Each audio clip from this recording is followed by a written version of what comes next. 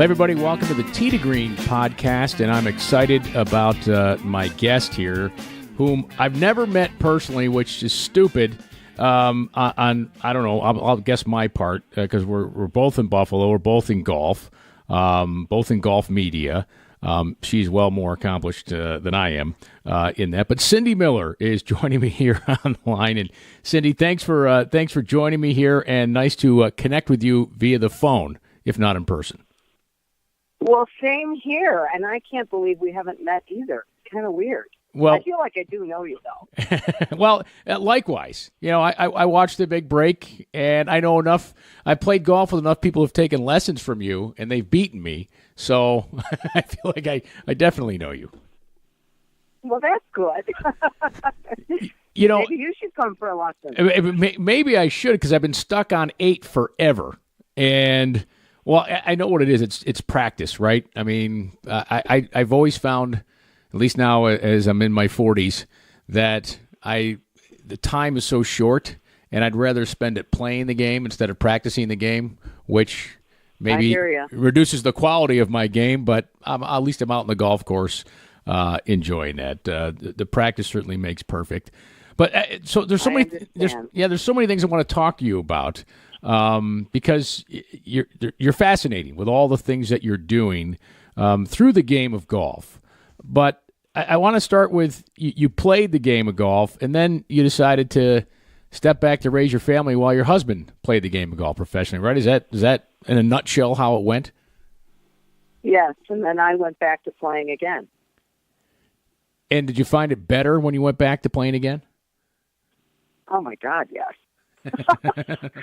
Yeah, your perspective is different. I mean, when you have children, your life as you know it is over, right? You know that. That's right. And then I think what you realize, which is evident by Lexi, sometimes you have to step back and realize that golf is just a game. And it really, in the end, does it really matter? Not really. So I believe when I had a mulligan, I gave myself a chance to really figure out Cindy and why did Cindy miss and why was Cindy not as good as she could have been and what was holding Cindy back. And if you have the courage to look in the mirror and maybe expose some elephants about yourself, I think that, you really can improve. But you have to be willing to do that. And I think it has to hurt bad enough, or you have to want something bad enough to be willing to look in the mirror. And that's not easy for anybody to do, right? But so many people could tell you, but until you realize it, right? I mean, you can't change it. Yeah, you got to want to do it. I mean, and there's people that come in for lesson. I say, okay, why are you here? Well, I want to be consistent. Okay, define consistent, and how much are you willing to invest time-wise and energy-wise and money-wise? And, I'm the 30-minute quick fix it clean, but we can also do a major makeover if you want. It just depends on the student. Sure. I was watching a video on your website, cindymillerinc.com, for those who want to check it out and see all the great things. And we're going to talk about those things as we go along here. But one of the things I found interesting was you mentioned you had an embroidery business, and you went into your embroidery business, and it seems to me like you just said, I don't want to do this anymore. I want to go do that. You do. I didn't even start the embroidery business because I wanted to start an embroidery business. I started the embroidery business because I bought a sewing machine that I wanted to have fun making clothes for the kids. And that sewing machine was $2,000, so I felt guilty purchasing a sewing machine to save money for $2,000. So I taught myself how to machine applique, and I ended up calling a friend I played on the tour with, and I said, hey, you need to sell these shirts so I could pay for this sewing machine.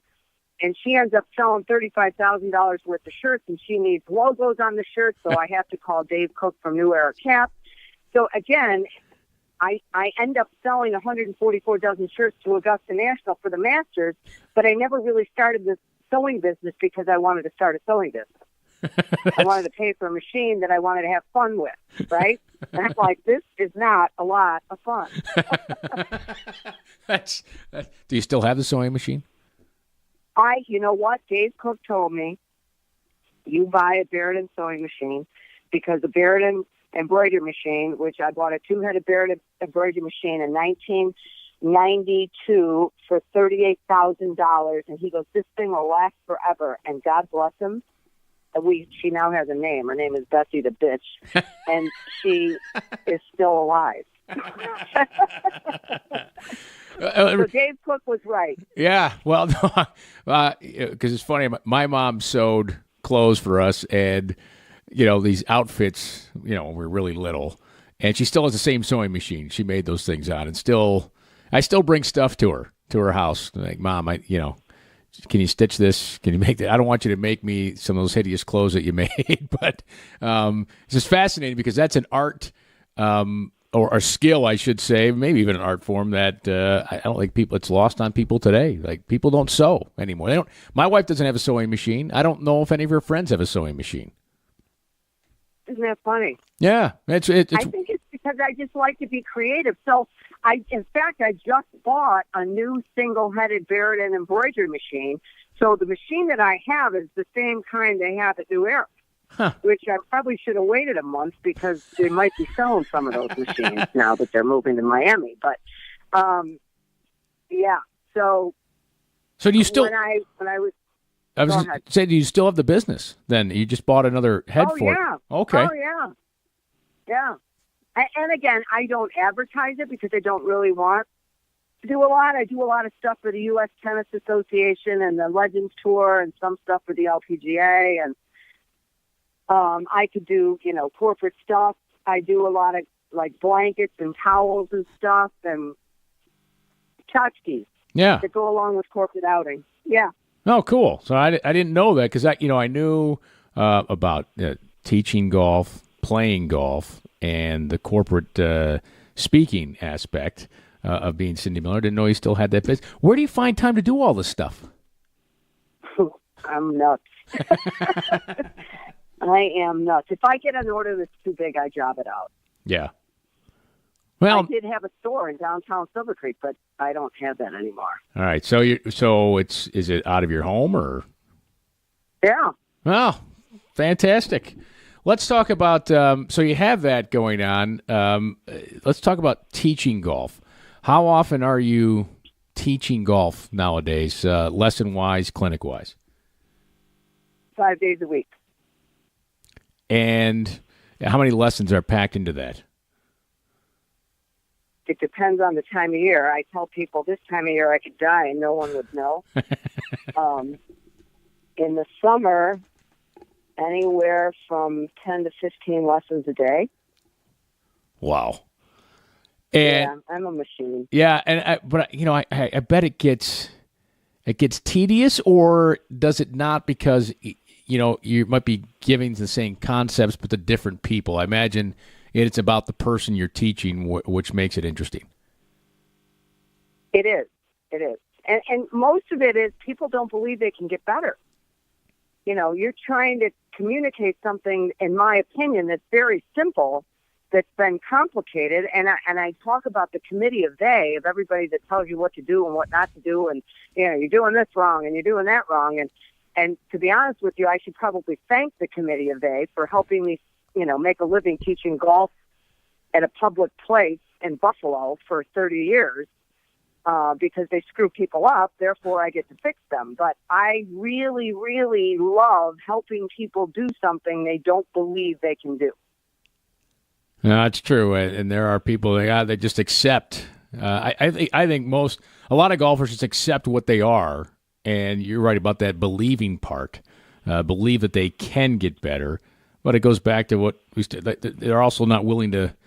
I think most people maybe not willing to put the work in to do what you tell them to do, what you've shown them to do in that 30-minute fix, to continue doing that so it works. Right? I mean, you can tell someone in 30 minutes what they're doing wrong and correct it there, but unless they work on it, right, they're going to come back with the same issue, aren't they? Here's the thing. If you understand why the ball goes where it goes and what you're doing with the club to make that happen, and I show you how to fix it, It's really pretty simple. Do this instead of that to make the ball go where you want it to go. So the ball is the evidence of what you've done with the club. And if I can help you understand what you do, it's really pretty simple to fix it. So, you can stand there and keep hitting bad shots, or you can try something different and hit it better. And it shouldn't be painful. Shouldn't be. Key words. From the people I know have taken lessons from you, you haven't made it painful. They have nothing but great things to say about what you've done for them and their games, and showing them why the ball's doing what it's doing, and what they really want it to do, what it should do. Do you have a standard thing on what you think the ball should do for the amateur golfer, or is it an individualized thing?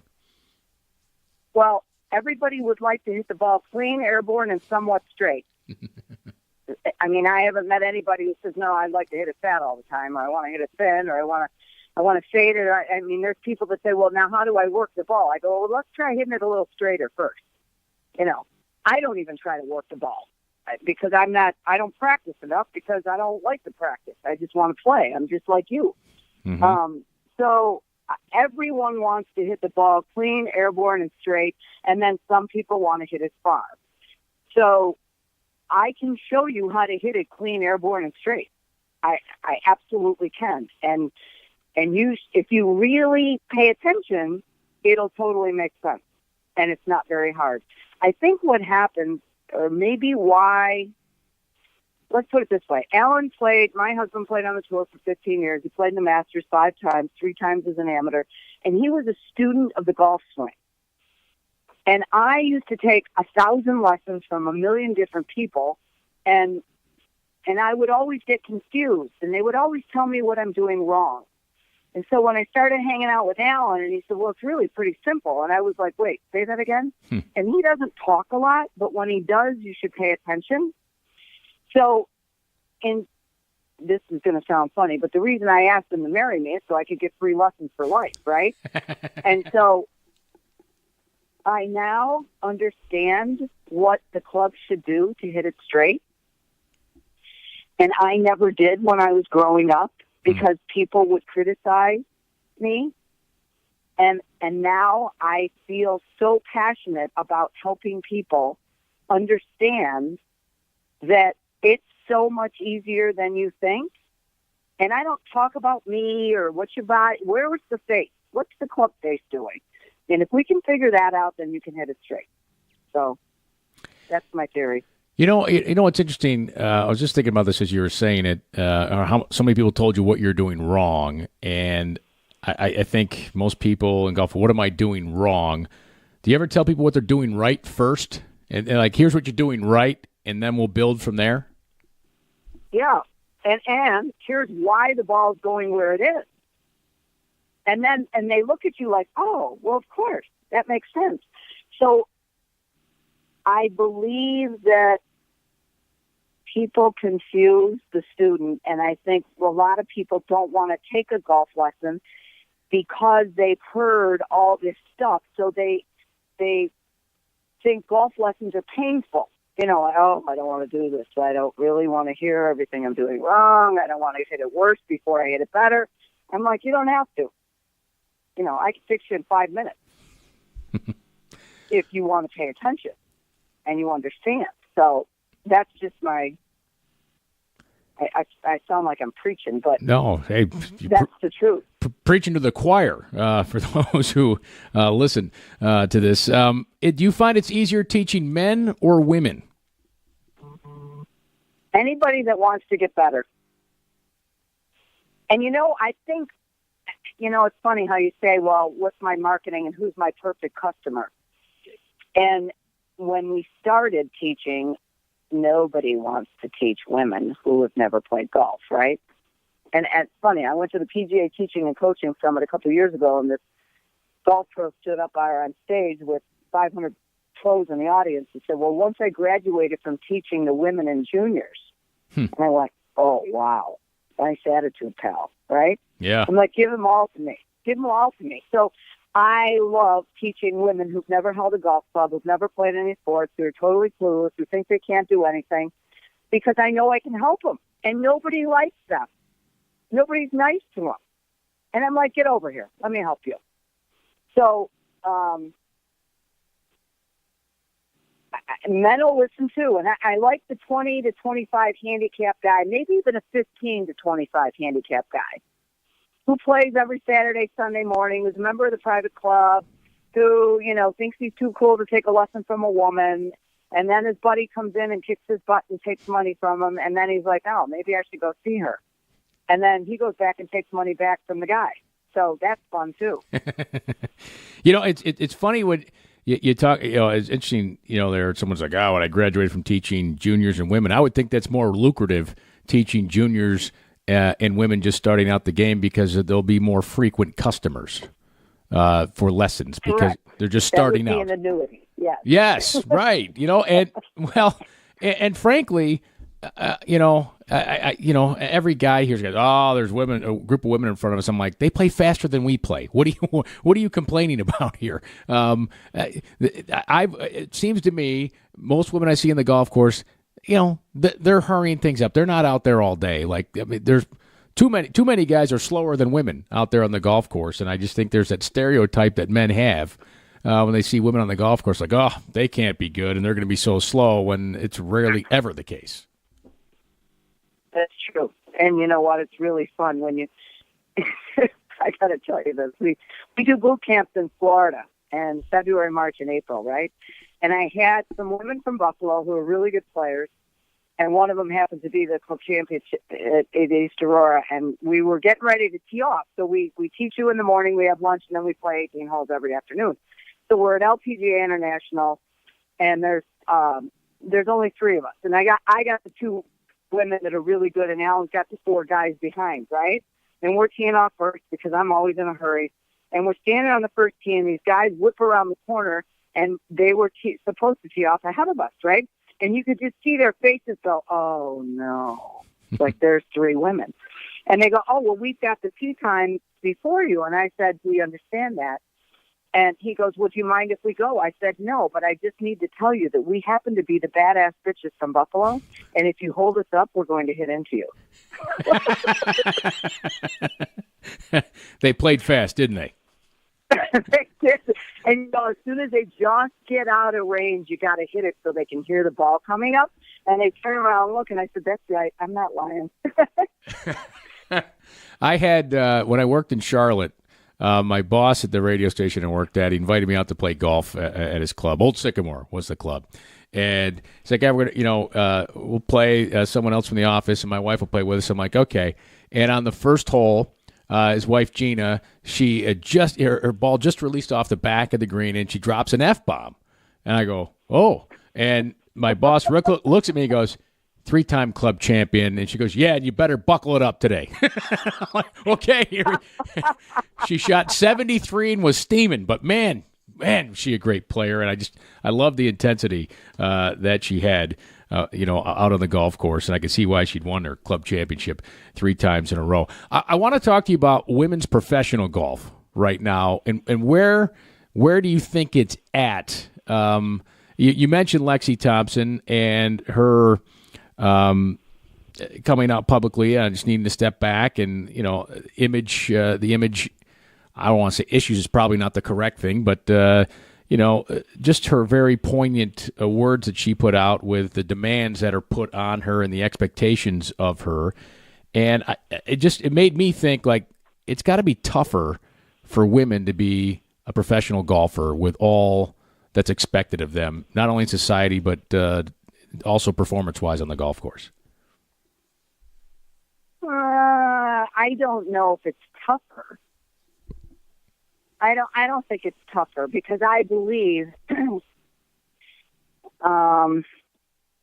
here's one of the things that was a rude awakening to me. We went to the Canadian Open in 2000 when Tiger won, and Jamie was, however old Jamie was at that point, 15, 16. And we have 3 beautiful children, and, but Jamie's the golfer. And so we were at the Canadian Open, and when Tiger walked out to the practice range. Now, Alan is a lifetime member of the tour, past champion life member, so Alan has a money clip. Alan could go in the locker room, and we could go to family dining. We can go anywhere we want because he's a lifetime member, right? So we walk out there, and here comes Tiger, and you can't believe all the cops, all the people, which was evident when he won that tournament. And I don't even remember which one it was this year, but all the people, and Jamie looked at me, and he goes, wow. Like, it was an awareness that he's like, this guy can't really live his life like I can live my life. This guy has a different life than anybody I know, right? And I don't believe it's that much so for the women golfers. I believe that Lexi's very recognizable. You know, Aria Jutanagarn could probably walk in the mall and nobody know who she is. Right. Michelle Wee, everybody's going to know who she is, although when she dyes her hair, it's hard to recognize her. But I don't think that it's harder for the women. I do think that, you know, I'm glad that Lexi backed away. And I think there are an awful lot of expectations and demands and, you know, money and who really am I? And I'm glad she's got a puppy, and I'm glad she realized that, you know, golf is just a game. I'm glad her brother caddied for her. You know, safe people that aren't trying to get something out of you. Mm-hmm. But I think being a, you know, Rory McIlroy and Tiger Woods, they have a different life than Lexi. Sure. All right. Well, let me look at it a little differently here, because I'm thinking about two fantastic players who retired to raise families, and in that regard, it's a little bit different, and maybe you can relate a little bit with that, where, you know, there's a time frame, right? I mean, there's the clock for women in having children, and I'm thinking Lorena Ochoa and Annika Sorenstam, unbelievable players, you know, some of the all-time greats, and left the game to raise a family. And I think in Annika's situation, what more could she do, frankly, right? Ochoa? Absolutely. Right? I mean, Annika couldn't do anything more, and you know, if she stayed and played, like, why? You know, there's no point, unless she enjoyed doing it, frankly, but she wanted to raise a family. So how can you not respect that? And really the same for Lorena Ochoa. And I guess I look at it and say, boy, that had to be difficult, but I guess maybe not, right, if that's what you want to do in your life. Well, again, if you are a real star on the LPGA Tour, you know, golf is your life. That's what you do. And there really isn't a whole lot of time for anything else. Now, I would mention to you Christy Kerr. Mm-hmm. I would say Julie Inkster, who continues to play, has two beautiful daughters, right? Christy Kerr has, I think, 2 kids now. And Suzanne Petterson just stopped to have a baby. Stacey Lewis stopped to have a baby. So they are trying to balance a real life. If you're the mom, so when we got married, I got pregnant right after we got married, and there happened to be childcare on the PGA Tour. When I had my children, there was no childcare on the LPGA Tour. Now, how bad is that? Right. Now, there is now, but you know, Annika, I agree with you. Lorena, I was pretty surprised. But Lorena's pretty shy. You know, her personality style, and so is Annika. They're pretty chill. They're not Christy Kerr and Suzanne Petterson. You know, we would call those an S personality, or a C, a little cautious, analytical. You know, Christy Kerr is a high D, demanding, you know, like a Tiger, so is Suzanne Petterson. But I feel like, you know, if you want to get married and have a baby, those girls did the right thing by stepping away and making enough money that, you know, they can do their foundations and still be relevant in the golf world. So I think it just depends on the player. Sure. That's why I was fascinated, and I don't know if you saw any of her documentaries on HBO, the Serena documentary, when her making her comeback for Wimbledon, you know, after having a child. I thought it was so, as a man, it was so eye-opening to me that all she was going through to, you know, here's one of the greatest athletes, forget gender, greatest athletes of all time, and having to come back from something that, you know, I few could, you know, maybe half a population can relate to, and having a baby and the demands of being a mom and trying to get back to this pinnacle of the sport again. It was very fascinating to me to see Serena, what she was going through, not only physically but mentally, to make that happen. Absolutely. It is difficult. And the guilt factor, am I being too selfish? All that stuff's going to go through your head, in my opinion. Sure. Well, I'll say this. I feel it sometimes when I'm on the road covering an event and, my kids will call me and say, hey, Dad, I scored 2 goals tonight. And you're like, oh, wow. Right. Yeah. Right. I'm sure you guys experienced that too, going through that. Absolutely. All right. I want to ask you about your speaking and corporate training. Again, you can check this out at cindymillerinc.com. Is some samples of that. But tell me about just corporate speaking and getting in front of an audience of salespeople and what you tell them and how you relate the game of golf to what they're trying to do out there and growing their business. Well, I created this thing called the It Box. And people say, well, what is it? And I said, well, it's your potential, your passion, and your purpose in life. And if you choose to pursue your it, there are 3 things you need to do. And there are 3 things in the box. There is a nail, and the nail signifies pain. There's a story about this traveling salesman driving down the road, looking for the Agway plant. He gets lost. He sees this farmer sitting on the porch in a wheelchair, or in a rocking chair, not a wheelchair, a rocking chair, and laying next to him is his dog. And the dog is whining and moaning as this salesman asks the farmer for directions. And he says, I got to ask you, what's the matter with your dog? He says, oh, he's laying on a nail. And he goes, laying on a nail? He goes, why doesn't he get up? He said, well, because it doesn't hurt bad enough. So the first thing in the box is a nail. How bad does it have to hurt before you're willing to change? And the second thing in the box is a mirror. And the mirror is used for you to take a look and see, what are my strengths? What are my weaknesses? What am I doing wrong? What can I do better?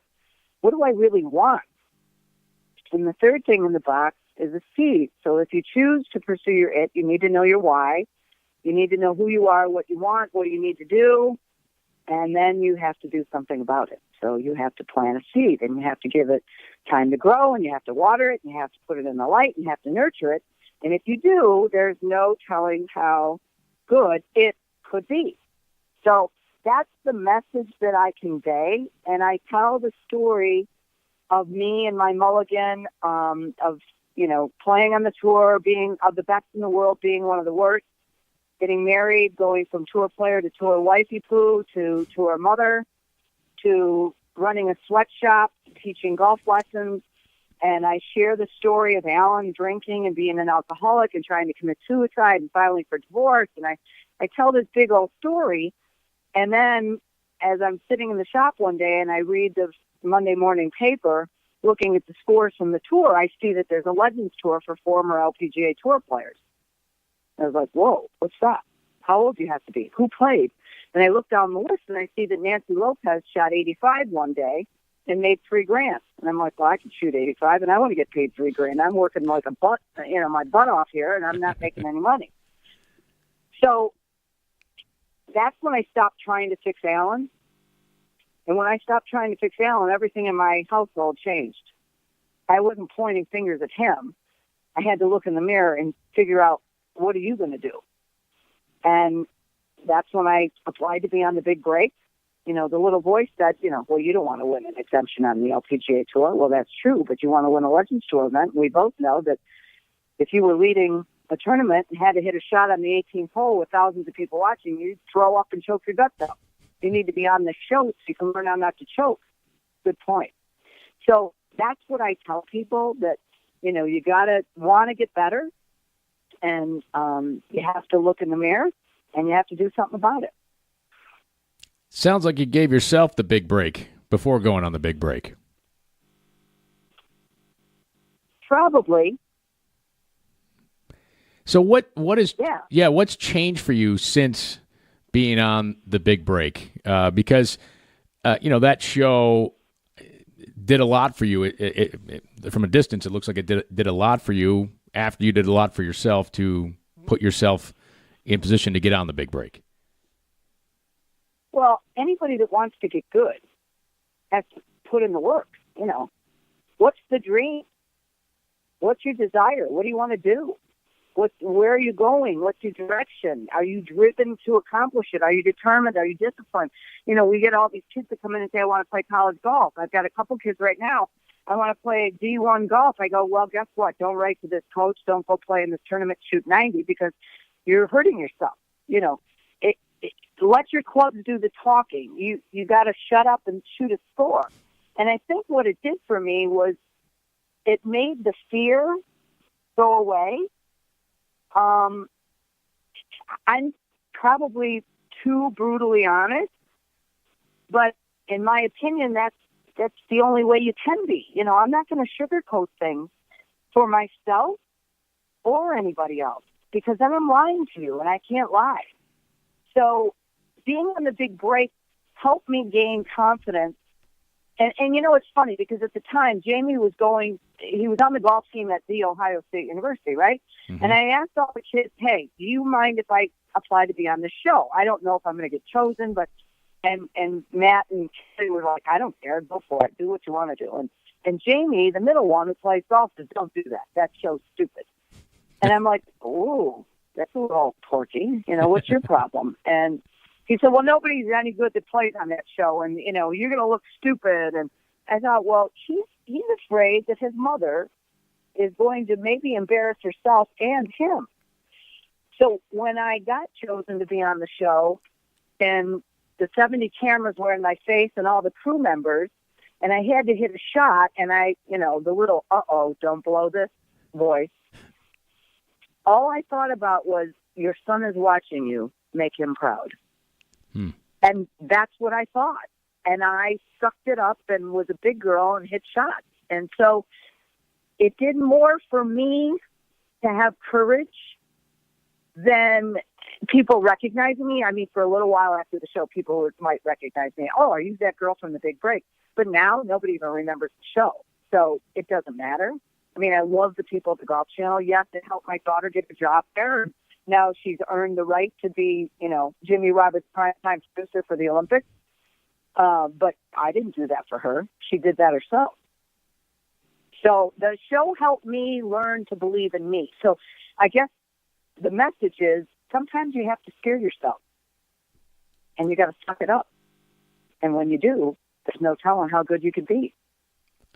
Well, let's tell people where else they can hear you. You have a podcast of your own that you were telling me about before when we first connected here. So why don't you tell people? Yeah, The Women of Golf. It's on every Tuesday morning on Blog Talk Radio from 9 to 10 a.m. Eastern. The Women of Golf radio show. You can email me, Cindy at cindymillerinc.com. You can sign up for my newsletter and sign up for free golf tips. You can request a booking if you need to. If your team needs a little flop around and a little inspiration, I challenge people to own their game. And, just reach out, Cindy at cindymillerinc.com.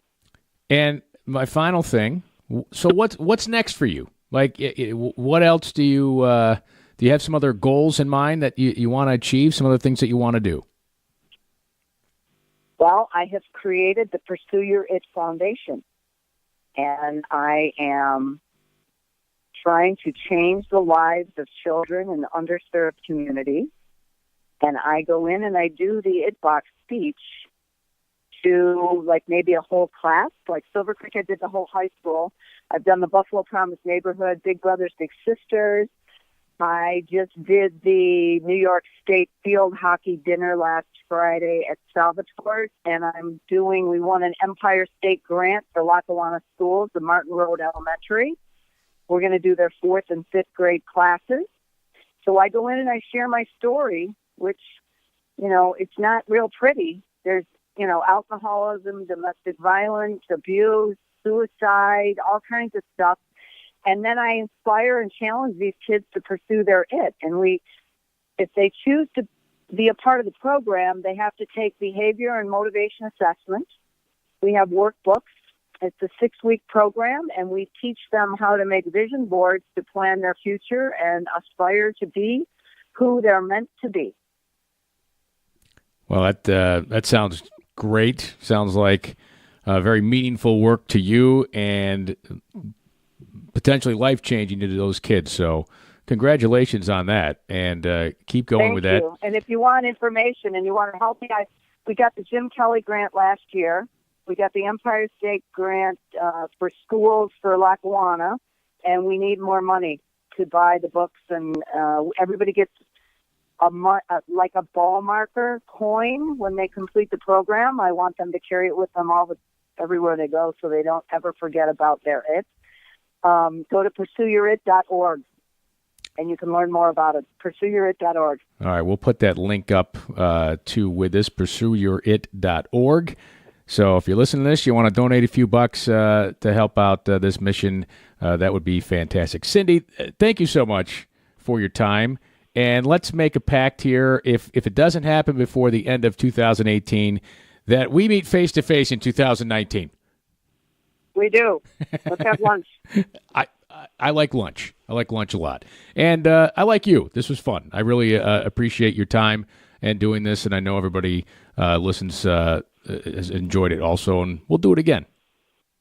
Thanks, Kevin. Have a great day. You too. Well, how great was that with Cindy Miller? I knew she'd be great. A half hour spent with her here, and I know there's so much more to her story. So make sure you check it out, cindymillerinc.com, cindymillerinc.com. You can book a lesson there, corporate speech, if you're looking to do that. You can certainly do that to have her inspire your team, your staff, and, of course, the foundation. She has a foundation link there, and we will put all the stuff up on the site. You can find, of course, on the site for all the information for Cindy Miller's the IT Foundation, Pursue Your IT Foundation, and the cindymillerinc.com. With that, I wish you all happy Thanksgiving. We'll talk about Tiger and Phil after the match. We'll get the radio crew together to talk about it afterwards. That, of course, coming up on Friday. Hope everybody has a happy Thanksgiving.